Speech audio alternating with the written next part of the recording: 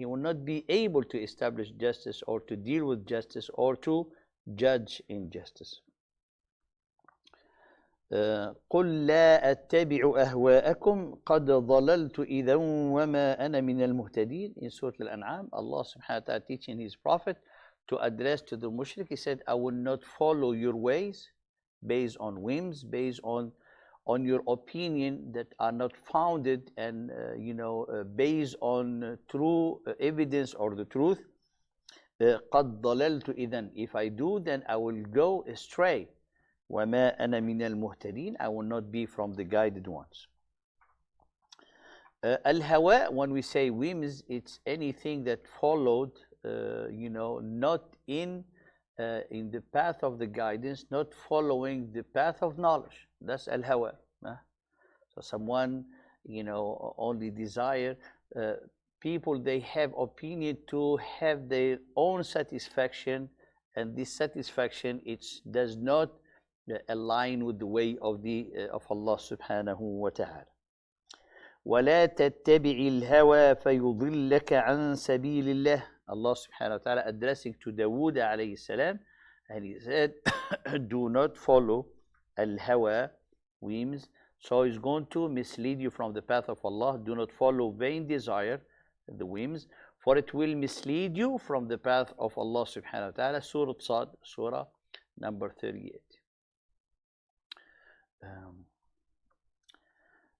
Allah, also another ayah in Surah Al-Mu'minun, قال ولو اتبع الحق أهواءهم لفسدت السماوات والأرض ومن فيهن. This is very beautiful ayah to define that following an opinion and be different from the way of Allah subhanahu wa ta'ala, or differ from the way of Allah, is going to lead to ruin the whole universe. If the truth were in accord with their own desires, the heavens and the earth would truly have fallen into ruin, and all that lives in them.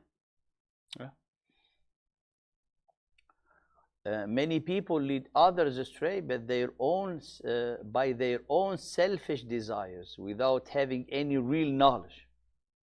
And this is the ill sources of differences. طيب.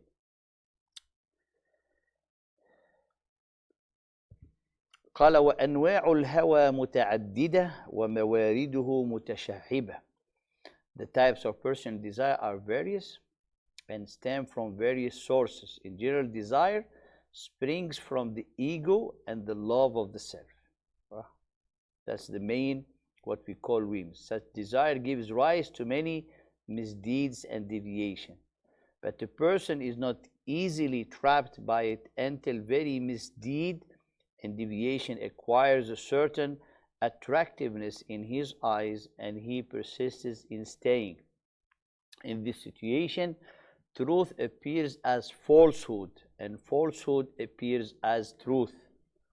The disputes among sects and propagators of misguided innovations in the religion of Islam can be attributed to the stranglehold of vain desire. So truly, I will give you this ayah, which is help to grasp in Surah Al-Baqarah.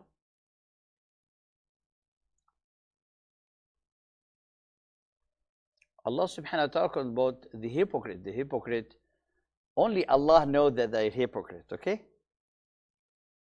So, but Allah discovered them to warn us and to open us, our thinking and our eyes to know. So, here, look what he said. قال, these hypocrites, they have, what the problem? They have disease in their hearts.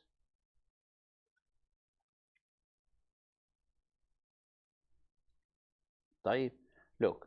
قال في قلوبهم مرض. In their hearts is disease. So Allah increased their disease. Now, look here. وَإِذَا قِيلَ لَهُمْ لَا تُفْسِدُوا فِي الْأَرْضِ. This is the argument. And when it said to them, make not mischief on the earth, they say, we are only peacemakers. See? So why they saying that? They are not opposing the believer. They are indeed believe that they are peacemakers. So look, Allah subhanahu wa ta'ala, He's telling us, verily they are the ones who make mischief, but they perceive not. No, perceive not, it's very profound actually. In Arabic, لا يشعرون, they cannot realize, they cannot sense it, they cannot feel it, they cannot see it. So the problem when someone follows their own whims, they are changing their insight. They are, subhanallah, corrupting their perception. And that's, I have said before, is the worst of the deviation, because it might not be possible to repent from such corrupted perception. That's why the Prophet ﷺ said, the kadhib, lying, it's not for the believer. When they told him, what if he steals? He said, yeah, he steals. He commit fahisha. He said, commit fahisha. He said lying. He said lying, no. Why? Because stealing an action, you know that you did wrong. If someone, for example, come to convince you, said, no, that's fine, you steal, those people are rich, they deserve to be taken money from them. I mean, is it stealing? You cannot justify it. Yeah? It's wrong. Stealing is wrong. It's haram. Don't justify it like Robin Hood. It's haram. Okay? Taken from the rich and everything. That's their story. But in Islam, stealing is haram. Okay? So you know it's haram. Fahisha is haram. Nobody can justify to you, so don't worry, fahisha actually in certain circumstances is halal. It's not. It's haram. So you know that someone committed the sin. Lying changed the perception. Someone keep lying to the point they believe themselves. And then the lying, it changed the perception. You start to see things truly that they are right when they are wrong.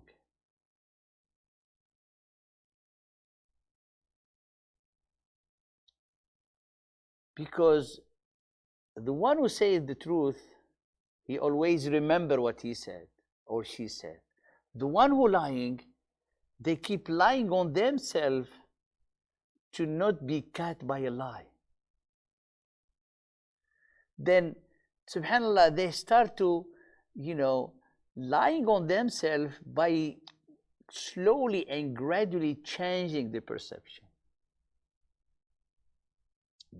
By lying, they convince themselves that this thing is halal when it's not halal. So it's not the fact to regard it as haram and I did it. No, I already lied on myself to justify for myself that is okay. And then I do it. When I do it, I feel like I'm doing it right. So it's good. And that's lying. So the problem is when someone follow their whims, is they do things without knowing. And this is how the author in that part saying, not this one. Where did it go?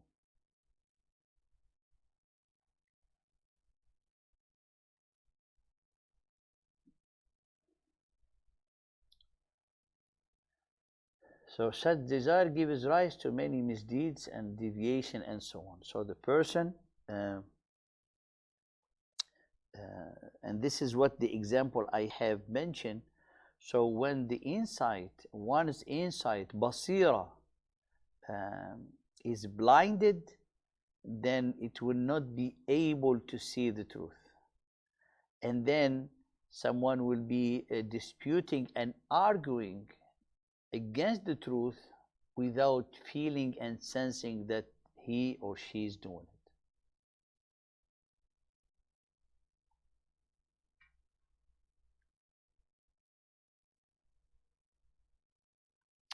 Now, he given some things, say, if someone want to check and be sincere with oneself, and you say, okay, I have this thought. Is this thought, it's from my whims, my opinion who is not founded based on evidence, or is actually is good one.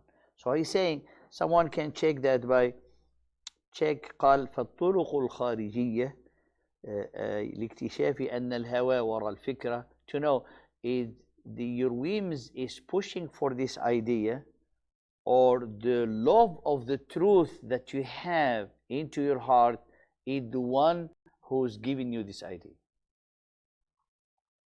He said, check the idea to see if it has any conflict with the evident principle of the Aqidah and the Sharia.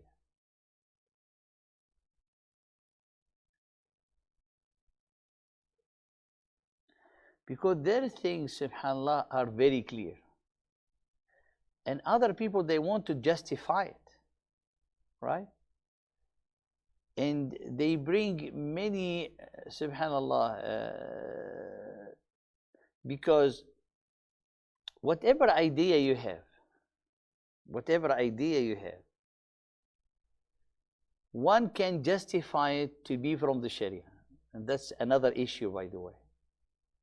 Whatever idea you have, of course, not something like is obvious that is haram.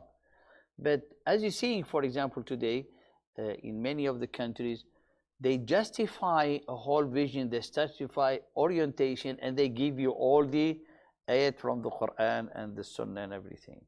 Sometimes you find people, you see in some email threads, people using the same hadith, the same ayah, and they're saying different. So they're defending different things, and they're using the same hadith and the same ayahs. So someone uses it from one angle and the other one uses it from the other angle. But they're not seeing that they are, both of them are saying something that is not right.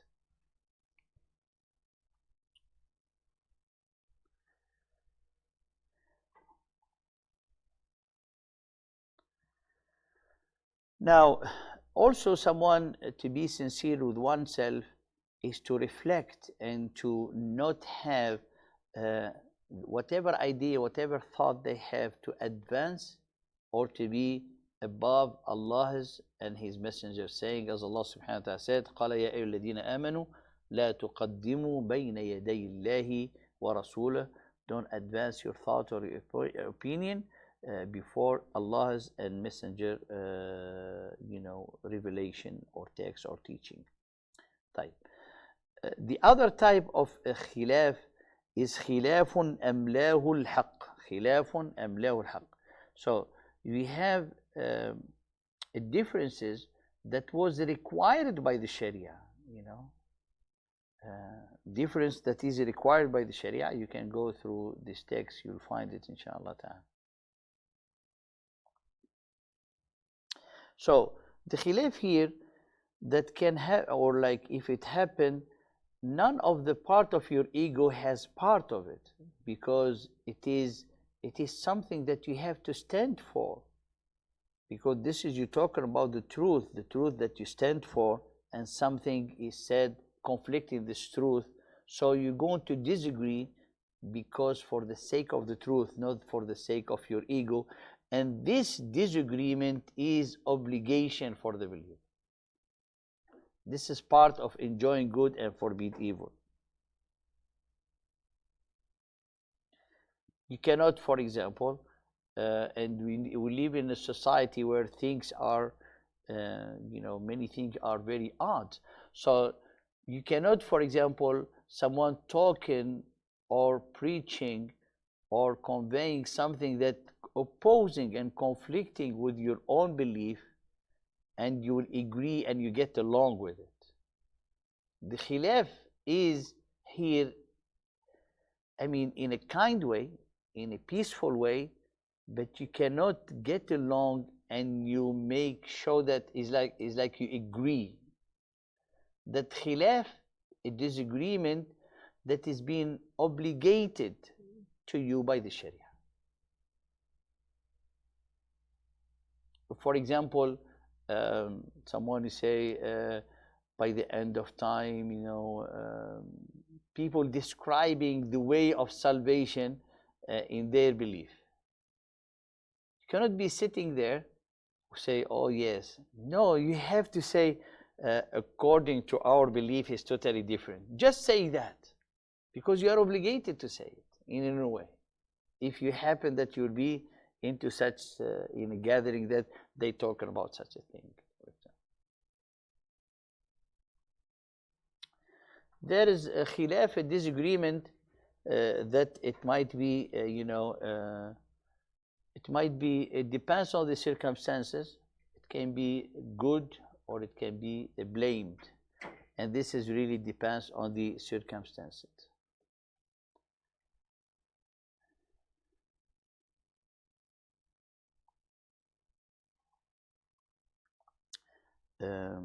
قال وهو خلاف في أمور فرعية تتردد أحكامها بين احتمالات متعددة يترجح بعضها على بعض. So this kind of differences in branches of the ahkam, not on the fundamental, but in different branches or some details. قال اختلاف العلماء في انتقاض الوضوء, for example, in what to break the wudu. So sometimes you should not, persist on your opinion as long as there's other scholar they said other opinion. And that's why, our scholar from the adab, the ethics that we're going to study, it is forbidden to enjoy good and forbid evil in the field where the scholars have different opinion. It's forbidden. You cannot enjoy good and forbid evil in matters that the scholar have different opinion.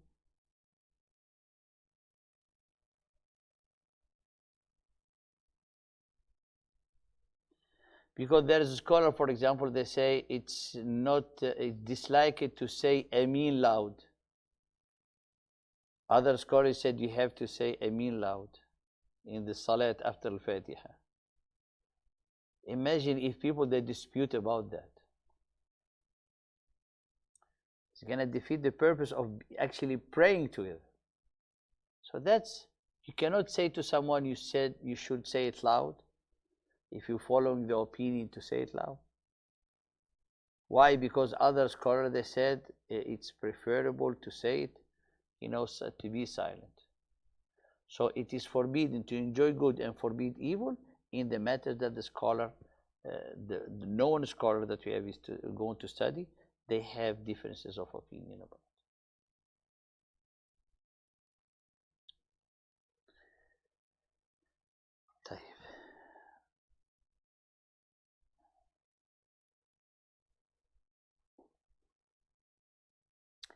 The opinion of the scholars in the ikhtilaf, we read some of the texts. Our scholar, rahimahullah ta'ala, they warn us from disagreement, from discord. يقول ابن مسعود رضي الله تعالى عنه الخلاف شر, discord is evil. وقال السبكي رحمه الله تعالى إن الرحمة تقتضي عدم الاختلاف, mercy require that we do not disagree. قال تعالى ولكن اختلفوا فمنهم من آمن ومنهم من كفر, but they have differed, and some of them they believed and other they disbelieved. وكذا السنة, and even in the Sunnah, قال صلى الله عليه وسلم إنما هلكت بنو إسرائيل بكثرة سؤالهم واختلافهم على أنبيائهم. Banu Israel, they halakat, they went astray and they ruined themselves because of they're asking a lot of questions. بكثرة سؤالهم, they are excessive in questioning their prophet. واختلافهم, and they disagree and they disagreement with their prophets. Actually, to disagree with our prophet is kufr.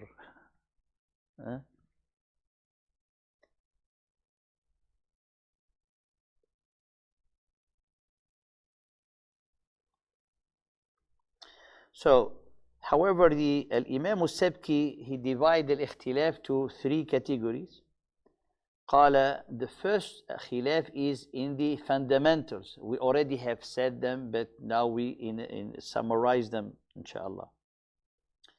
So the fundamental of the Sharia, the principle of the Sharia, and the disagreement in that, it's an innovation and it is a corruption.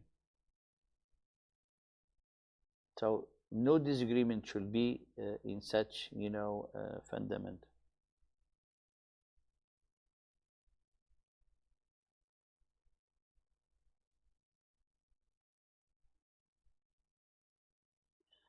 The second, in opinion, in the matters of the community and the matter of the society, and a matter like, for example, in a society, in a matter of war. So these are matters really that engage and upon which depends the safety of the whole community. So we cannot have differences here, because the jama'ah here is like when you have a government and people who are caring about the affairs of the Muslim, they should not have conflict of opinion, because that's not safe and secure for the whole ummah. That's why the shura in Islam, to come up with one opinion. So the shura, which is a very sound system of neutralizing and refuting the ill disagreement. So the shura is to have people of knowledge, expert people, to be together to decide of matters that they are, matter for great matter for the whole society. So everyone he will give his opinion, but then the leader will choose one of the opinion.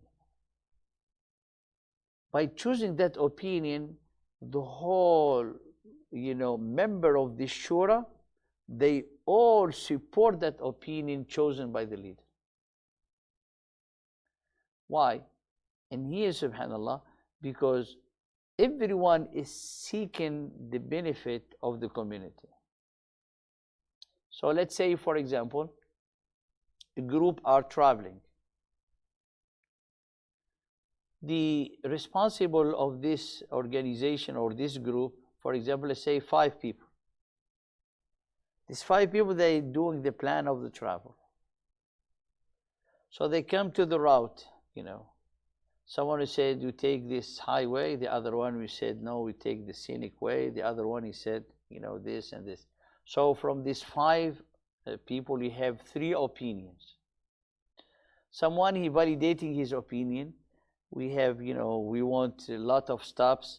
So because we have, children, for example, with us, this path is better, and someone. So they listen to each other. The one that they selected to be leader said, we'll go with the second opinion. So the one that their opinion was not chosen, they're not going to say, why you didn't choose my opinion? So the Sharia said, as long as you have selected the leader, so you gave him that authority to choose. And he didn't choose it because he liked that person. He chose it because he listened to everyone and he believed that this is what will most adequate for the whole group.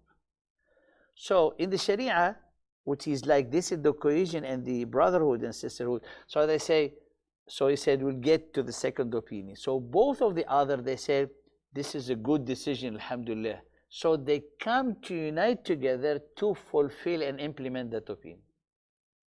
And it is, as Allah mentioned in Surah Ali Imran, قال فإذا عزمت, when you decide, then put your rely on Allah subhanahu wa ta'ala. So after choosing one opinion, everyone put their reliance on Allah subhanahu wa ta'ala to fulfill it. So this is the second.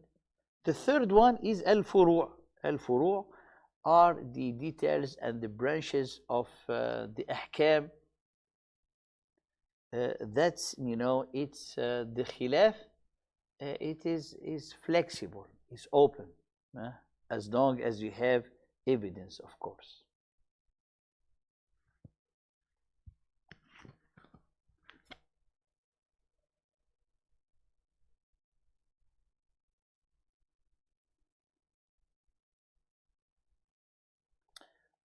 We finish this chapter with the story that he's to see how harmful and dangerous consequences of disagreement that the Prophet Harun alayhi salam considered disagreement and discord at a given moment as more dangerous and more harmful than the outright condemnation of idol worship. He saw Harun regarding the disagreement is greater danger than worshipping the idol at certain circumstances, because people already they settled and they chose to worship the idol. If you continue to push and have out of the disagreement to turn into fight, then you're going to exterminate the whole community that they have. So Harun alayhi salam, he kept quiet, waiting for Musa alayhi salam to come back to settle this issue. Why? He was concerned for the whole community to be fully divided and segmented. And this is what Allah subhanahu wa ta'ala said in Surah Taha. You can read it and to see this is an idea how the disagreement is very dangerous, and how really a tool with which a whole communities and nation can be devastated. And that's actually what happened to our ummah. So here قال this is your God. This is what As-Samiri and his follower, they said, this is your God and the God of Musa. Harun pointed out to them the grave consequences of what they were being led into, but waited for his brother Musa, peace be upon him, to return. When Musa came and saw the people worshipping the golden calf, he rebuked his brother most severely. His brother only reply was to say, قال يا ابن أمي, son of my mother, seize me not by my beard, not by the hair of my head. Truly, I was afraid that you would say, you have caused a division among the children of Israel, and you did not respect my word. So the concern of Harun was those prophet to not be accused by his brother, messenger, that he caused the division. So he kept it as is. People are confused, other people are refuting, other people are worshipping the calf. He warned them. They didn't want to listen to him. If you're going to continue to push, a division is going to be caused, and it's going to be, everything is going to be corrupted and ruined. Then Musa, maybe he'll come back, he will not find people at all. They will be killing each other. So he said, قال إني خشيت أن تقول فرقت بين بني إسرائيل ولم ترقب قولي, and you were not, watching and following my commands. So the Prophet Harun thus made the fear of division and disagreement among his people his justification for not severely reprimanding the Bani Israel, resisting them and distancing himself from them. He felt that was a time when outright condemnation would be counterproductive, not beneficial, and will lead to disagreement and disunity. واضح؟ طيب, I would like to close today with the maxims related to the matter of khilaf. So after this definition, the types of the khilaf, again, this maxims is part of the part 1. Just reminding you of our outline. So we're going to the meaning and nature of the ikhtilaf. That's what we've been studying. The maxims is part of this part 1. Then we're going to do the historical context of ikhtilaf and its development in the time of the Prophet, Sahaba, and Ridwanullahi ta'ala alayhim, and the Tabi'een. Then the part 3 is a very important part, which is the reason of differences. Why do we have the scholar that they have different opinion? If they have different opinion because of ego, that's not possible. Because they want to have their school of thought better than the other, that's not possible. So, as we have said, it is a necessity, is embedded, then the text itself of the Sharia, of the revelation, of the Quran and the Sunnah, it really in it is the essence of the ikhtilaf. So we're going to understand it. We have to understand always, I remind you, that our beautiful Sharia, alhamdulillah, take in consideration the human being as he is, as we are. People have weakness, we have desire, we have our inclination, our background, our culture, all of that is factual in the Sharia. All of that. So it's very obvious to have khilaf. It's very obvious. But how in the Sharia, in the text, how the scholar, rahimahullah ta'ala, they have the khilaf, and this is the reason of differentiation. We're going to put them into categories to make it easy, inshallah ta'ala. And every category, we take some of the examples, and then to learn from our righteous predecessor what are the etiquette of khilaf and the ethics of khilaf. طيب. I think we have enough time to finish the part that I have mentioned. So, maxim related to the matter of khilaf.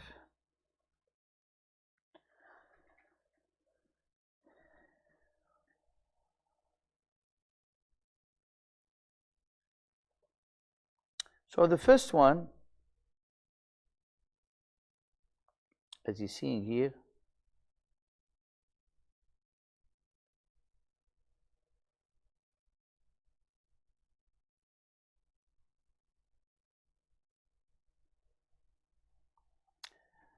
no khilaf in the muhkam and qat'i. So that's, I'm sorry.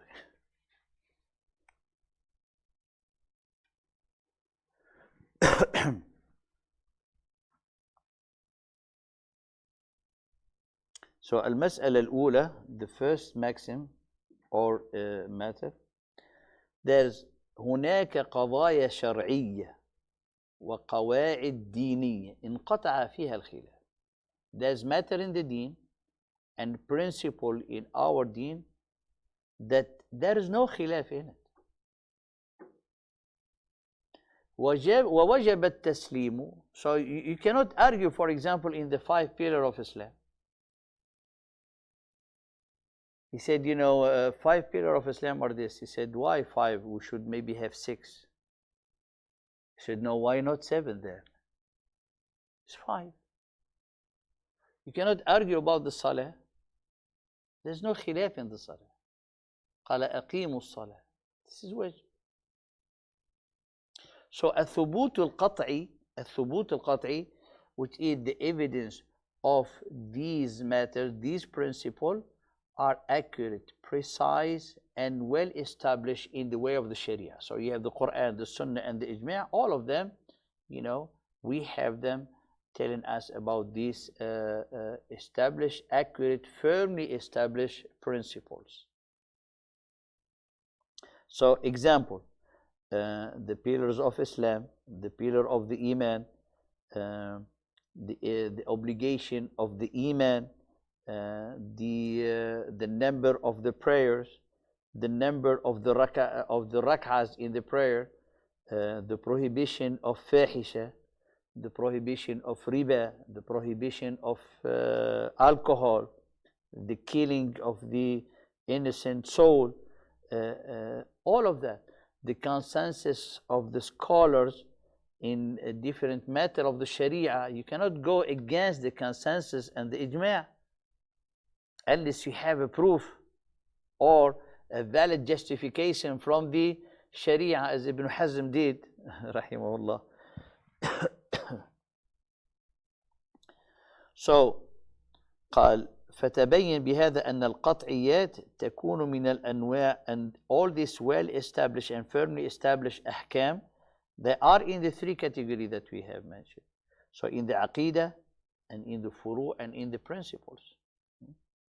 So this is the first thing. So this is a maxim. So we cannot say, let's argue why should we have a four rak'ah in Dhuhr, for example. So there's no argument in that. There's no khilaf. Which we can say it in another, in different words. There is no ijtihad in the presence of a nas. When you have a text, a sacred text, you don't do ijtihad. Only if circumstances require for it, and require circumstances to do ijtihad allowed by the Sharia. Someone, for example, say in a situation that there's no food and someone almost dying, and there's only haram food, can I eat it? He say, you know, the Sharia telling you are obliged to eat it. Why? Because saving the life is greater than violating, in this case, the law of eating the haram food. Now the ijtihad comes here. He said, you know, okay, so someone, for example, he find haram food, pig, for example. That's only what he found to eat. Huh? He said, you know, don't go and grill the pig and make, you know, just sitting. They said, wallahi, because now it's halal, because I don't have any except this food. No, you eat the portion that is going to save your life. Huh? Not you're going to make a party out of this haram thing. So that's the ijtihad.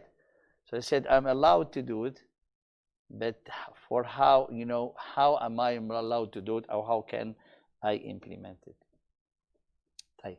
So this is the first maxim. The second one, the necessity of ikhtilaf, this is F, I will correct it, to widen the horizon of understanding. So it is a necessity, really, as we have mentioned earlier.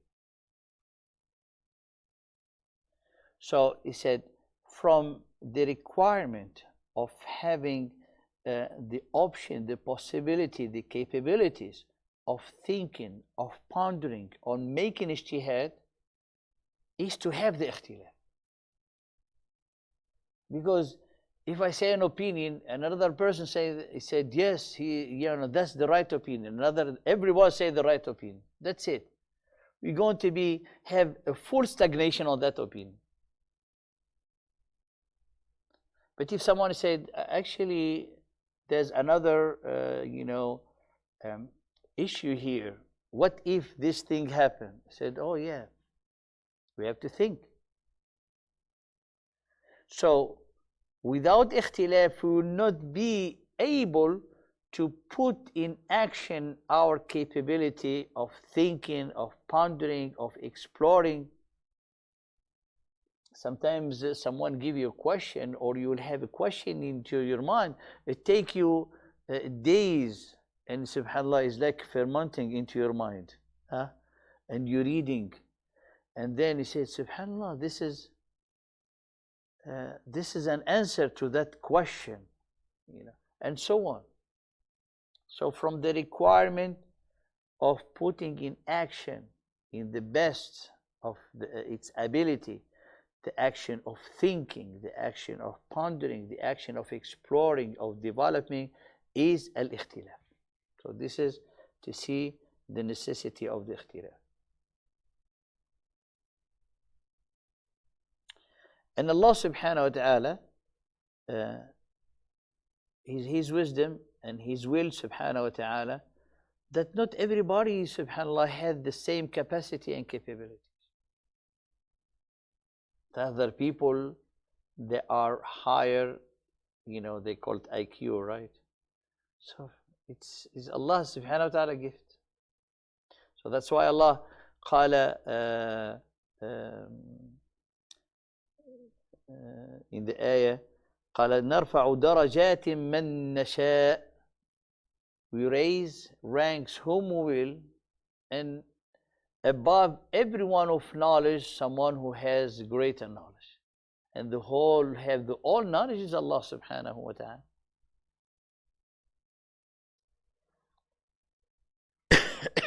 And Allah subhanahu wa ta'ala also have, like, everyone has different way of thinking, different thoughts, different opinion, but help the believer to have one source to get back to it. So here in the ayah that I have mentioned, all you who believe, obey Allah and His Messenger and those in charge of your matter. So the ulil amri minkum, who are they? According to Ibn Abbas, are the scholars, the people of knowledge.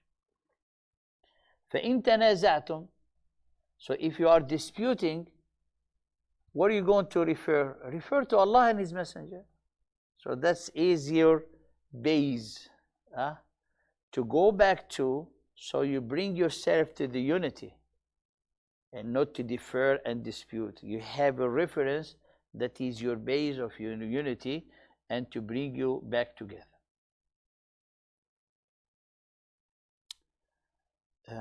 The next one, Al-Khilaf, the Khilaf between the righteous predecessors only occurred in the light of evidences.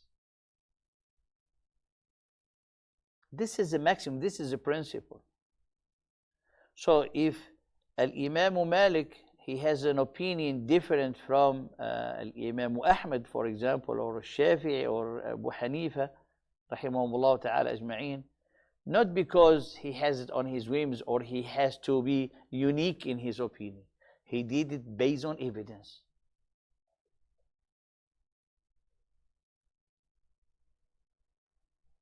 So he said, the scholar of Islam, the eminent and righteous one, from the companion, from the tabi'in and the tabi'in, in their time, they didn't have any disagreement except with dalil, evidence, or sound interpretation. And we say sound interpretation, which is justified interpretation, which is done based on the rules of the Sharia itself.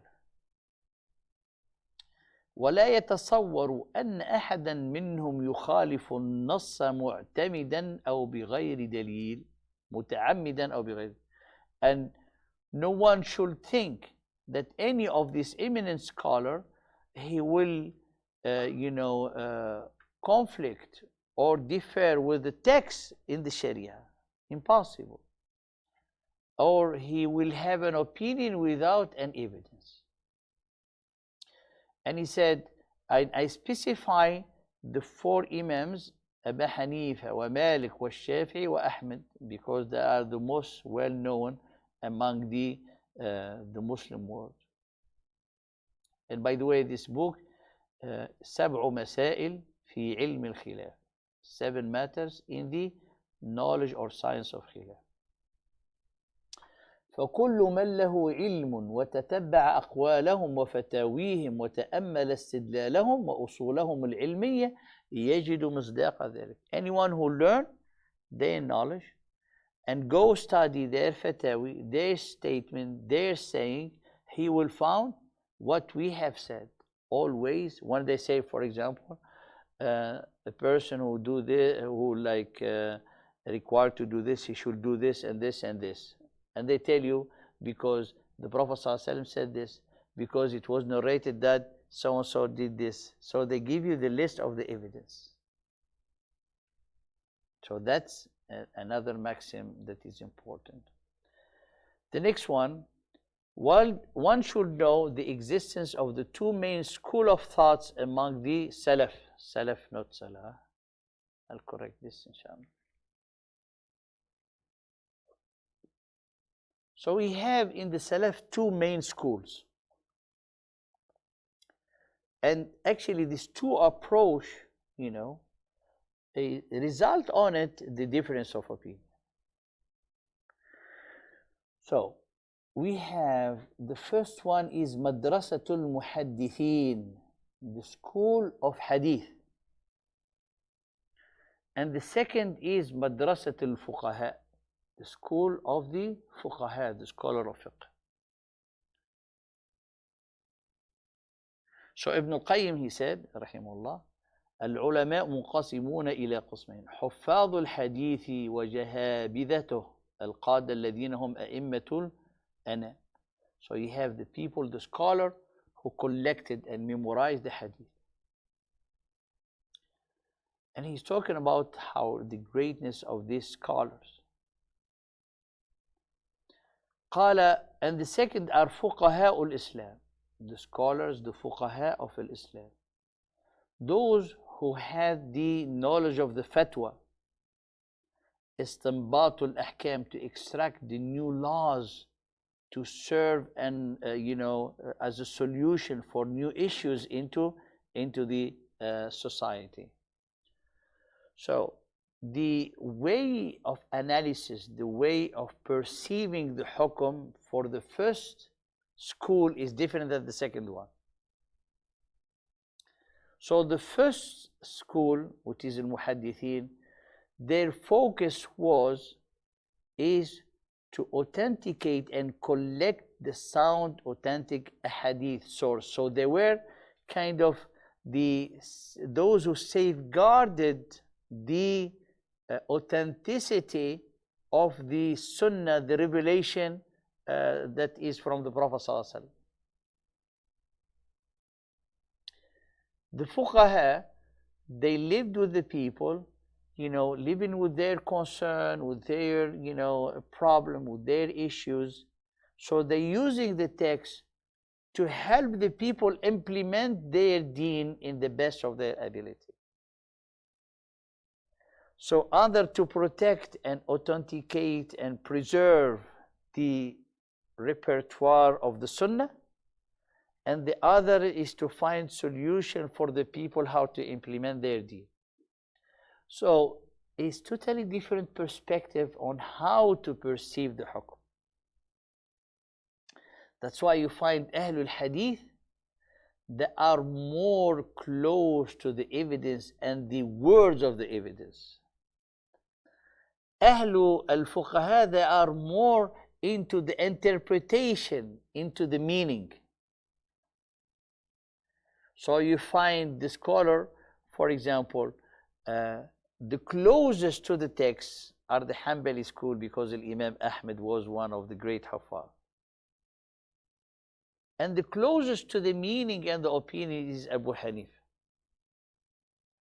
And then you find between them, in the middle, Imam Malik, which is closer to the Hanbali school, into their way of perception, and the Shafi'i closer to the Hanafi. And that's why we say Ahlul Ra'yi wa Ahlul al-Hadith. So then you're going to have certainly different opinions. So just this is, we have to have it as one of the maxim into our mind, so to know the differences between them. So when we're talking about Ahl Hadith, you're going to talk about more things very grounded to the text. When you're going to talk about the scholars of fiqh, you're going to think interpretation, analysis, supposition, different way of analysis. The last one, inshallah ta'ala, and the necessity to join to the narration of the hadith the understanding of the text and the knowledge of the khilaf among the Sahaba. This is things that happen like this automatically thing. So this is the Salaf. So what the meaning of this? It's not enough to know the hadith. Because if you know the hadith, it does not mean you know the fiqh of the hadith. You don't know the content of the hadith. So for the people who are going to argue, to dispute, to agree or disagree, it's not enough to know the hadith. So you cannot come and dispute. He said, how can you do this? The Prophet ﷺ said this. He said, that's the only hadith you know. There's another 100 hadith in the same topic that is saying otherwise what you have said.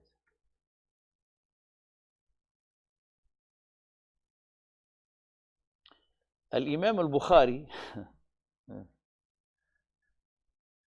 Al-Imam al-Bukhari, rahimahullah, he entered in a town. After he prayed, someone came to him. He told him, who taught you to pray? You don't know even how to pray. So Imam al-Bukhari told him, if you want, I can recite for you 1,000 hadith in prayer. So he told him, you? He said, yes. So that person left. He didn't want to even continue to argue. So Imam al-Bukhari said, I don't know to pray. I can recite for you 1,000 hadith in the way how I prayed. So this person, when he coming to argue with Imam al-Bukhari with no knowledge, just in an egoistic example, someone knew, let's have just bullying this new person in the masjid. Sometimes people they do that. So Imam al-Bukhari told him, if you want, I can narrate for you 1,000 hadith the way I have prayed. Everyone, student of knowledge or a knowledgeable person, if they know the hadith, that hadith is not enough to cover the topic that the hadith is talking about. There's many other hadith, many opinions, circumstances that goes to that with that hadith, maybe different opinion that happened in the time of the companion concerning this particular issue. So to talk about that topic, to discuss and debate in a way, if someone is requested or asked, he has or she has to know, to have an idea about all that things. So that's why I said the necessity to join to the narration of the hadith, the understanding of the text of the hadith, and the knowledge of the Khilaf among especially the Salaf.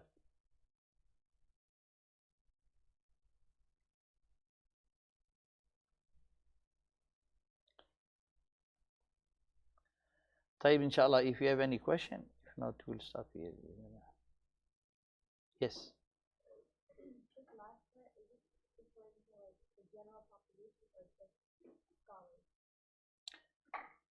It is the scholar, they have to have this, but the general population, they should not get into argument if they do not have this. Because sometimes you talk to people, they throw on you a hadith and make you like you are almost kafir. When they only heard it and they don't know even the meaning of the hadith.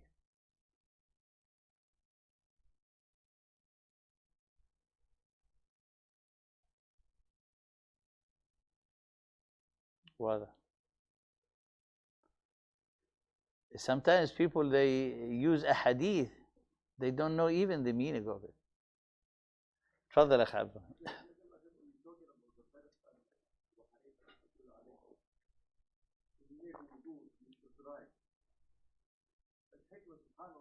Now the winter time, you use the dry because you cannot go outside. You make a wudu. And also use common sense, random carpet. It becomes so wet. You can't make, steam. You can't. Also, subhanAllah, simple hikmah. Last time they were not even on a carpet. Yeah. That's what we said. You have different options, and you have things that goes with one's circumstances, with one condition. And then the objective is the option that help you, option like valid, justified with evidence, that help you to be closer to Allah subhanahu wa ta'ala. And about, actually that is very weak opinion to say to not dry yourself after the thing. Because it's based on a hadith of the Prophet sallallahu alaihi wasallam. When Salama gave him, a towel to thing, he said no. So when he said no, it does not mean that it's forbidden to dry myself. He was in a situation, he didn't want to dry his limbs. So we cannot take it as an evidence So actually the problem is also to take a hadith and make out of it ahkam when those ahkam are not really well clarified in the hadith itself. So for example, say someone, the Prophet ﷺ came out of the wudu, or it was actually mainly, I think I remember the hadith was the shower. So she gave him, he said, no, I don't want to. So, and then those who defend this opinion, they connected, who said, it's not the Prophet ﷺ said everything that drop when you're making the wudu, it's a sin, so keep the sins to come down. So that's not, a way to bring them together to justify the hukm. And that's why one of the important things, if you will have time, inshallah, if you will have time, if you remind me, I can, present to you this important subject.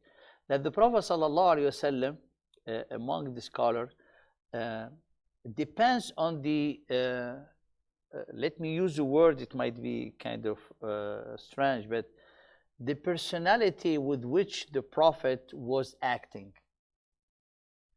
So personality does not mean that the Prophet ﷺ has, but the personality which is mean, I'm going to explain. The Prophet in his house, he's acting as a head of a house, as a husband, as a father. Whatever he did in the house is going to be a role model for every father, for every head of house, for everyone who has children.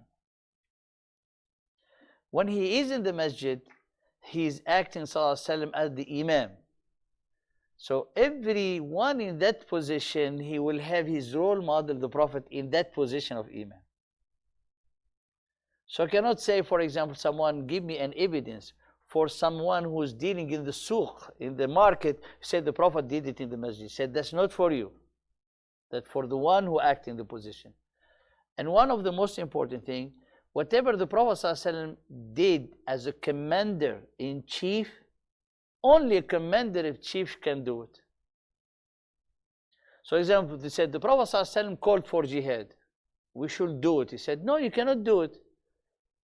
Is a commander-in-chief of a Muslim society who had the authority to do it, not you. So as to take the personalities in which the Prophet ﷺ was like, let's say, the way he was acting in certain, let's say role. Let's say role. He was a role of a father, then he's going to be, his evidence, this ahadith is going to be for everyone. Whatever he said, sallallahu alaihi wasallam, for the ummah is for all of us. And this is, avoid the understanding or to put the evidences in the places where they do not belong. Inshallah, if you will have time, I will share with you this text, inshallah. جزاكم الله خيرا وبارك الله فيكم, and see you next time بإذن الله تعالى.